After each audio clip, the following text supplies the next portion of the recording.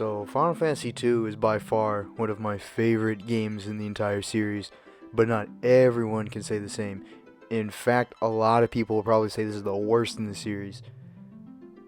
Look, I get it. The game has an untraditional leveling system that requires you to hit your own teammates in order to get stronger, blah blah blah. You've heard it before, like everywhere. It's the same critique over and over. However, I want to take a look at the game and help you understand that the many claims about this game are simply just not true.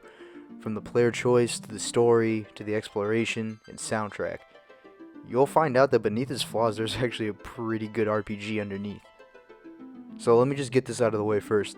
Hitting your party members to improve your HP stat is not necessary to complete the game, and in fact, it actually barely helps compared to normal leveling up through normal play. You can easily get to the end of the game with good stats by simply going through the story, maybe grinding here and there if you feel like it. And that's something Final Fantasy II gets so right in my opinion. It's player choice. Almost every Final Fantasy game gives you choices when tackling how you want to play and optimize your team. And Final Fantasy II is no exception, and I think its freedom of play is overshadowed. Each character can learn any character type from swords to spears, axes, bows, staffs, you name it, and each weapon functions differently. Investing in the bow at first may seem terrible, but over time, as the bow skill increases, the more accurate attacks become, and you'll do great damage. Axes have lower hit accuracy, but pack a punch. But again, if invested into through leveling, they can become some of the deadliest weapons in the game, just as much as the swords and the axes and the spears and everything else. This same freedom is granted in the way that you want to level your team, too. The most common complaint I see is the way the leveling system works, which, if you didn't know, requires characters to use certain skills in order for it to level up. So for instance, attacking with the sword will increase the skill with the sword along with strength, while taking damage will increase HP and stamina. This complaint is not very valid in my opinion because the benefit is very, very minor. Sure, doing this will raise your HP growth throughout the game much more than normal leveling, but this is also not required. This method isn't even that efficient, and you'll most likely be one-shotting yourself and reviving more than you will be leveling up, making this slower than traditional fighting. If you really want to grind by beating yourself up, you can go ahead. This is your choice, but by no means is this a mandatory thing to do. It's simply an over-exaggeration by players, I think, are trying to express their frustration towards this system and taking it out on this because it's not like other traditional systems. I found the system to be very fun, and it's just as enjoyable as any other normal leveling up system I've seen in most of the franchise. It encourages you to pick weapons you want to focus on or experiment with different setups to see what you like most. Same goes for magic, as with this system I was motivated to try out different spells and level them up by using them more often in battles, which ended up being useful to me later on in dungeons. It really feels like my team was getting stronger, and I got stronger based on my actions in combat. I got to control how stronger I got to be through my own experience, rather than just receiving a flat experience gain after random battles or boss fights.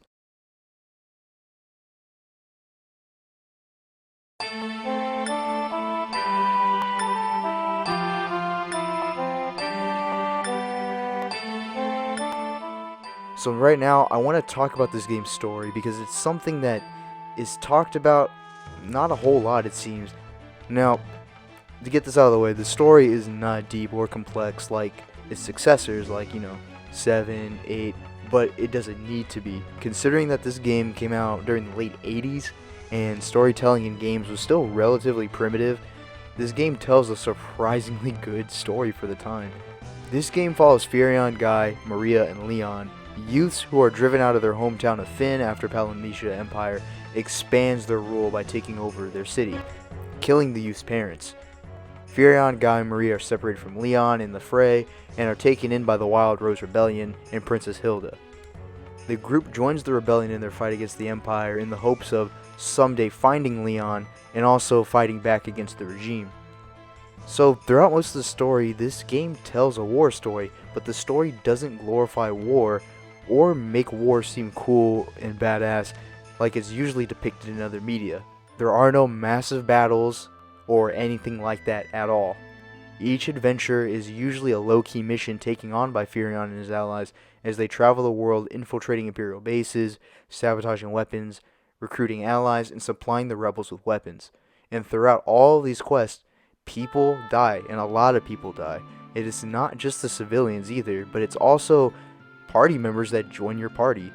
I have not seen so many party members die before in a Final Fantasy story, and this game has the guts to do it.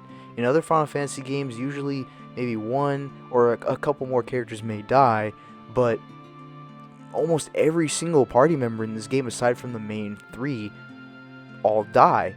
Granted, I will admit, each party member's death doesn't have much of an impact given the fact that their backstories weren't really built upon due to the hardware limitations at the time. But I still felt as if their deaths still meant something, and their deaths could have easily been avoided if they hadn't joined me on my journey or fought for the rebel cause. If it wasn't because of this war, they would all still be alive with their families. And we get to see Joseph with his daughter and her reaction to him not coming home after the mission goes wrong. It reminded me that this isn't just some typical fantasy adventure story. There are consequences for our actions and for everyone's actions, and becoming a war hero should not be glorified. Being a war hero is not fun and should not be taken lightly. When I look at this story, it just makes me wish more for a remake of this game, to be honest. This story had such good potential to be even better and expand on the limitations placed on the game's NES hardware. Characters like Leon are very interesting to me because of his hunger for power, and I really wish we could have learned more about why he switched sides and maybe even seen a rivalry between him and Furion, and it's sort of hinted at in the game, but we don't get to see that. I found the Emperor to be a decent villain, but it would have been even better if we saw more from him and see how his rule of the Empire struck fear into the people. And of course, I wish we could have seen more of those who died in the story, such as Joseph, Minwu, Cid. I don't mean to come off as disappointed by the game's story, because I'm actually really not. I think the story is really impressive for the time, and it's still a compelling story. I'm just saying that the story for this game is great for its time, and it could have been better if Square decided to do a remake, but I highly doubt that'll ever happen, considering we got Final Fantasy VII Remake still having to get its parts out, Final Fantasy 16, not to mention any other future projects they decide to do, right? So before we wrap this up, I can't finish this video without talking about this game's soundtrack. For the NES era, this game hits hard, and it just sets the right mood for each town, each dungeon. Each area has such a great song, each scene has such a great song, and it only gets better on the PSP remaster. The soundtrack is just so emotional and just makes you feel the mood of where you're at and what the scene is trying to tell. Just to provide some examples, here are some of my favorite themes. The Rebel theme,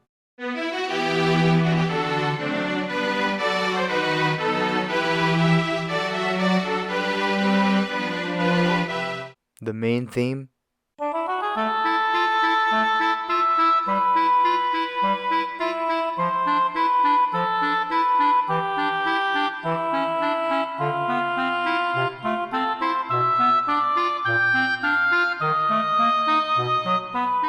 and Pandemonium.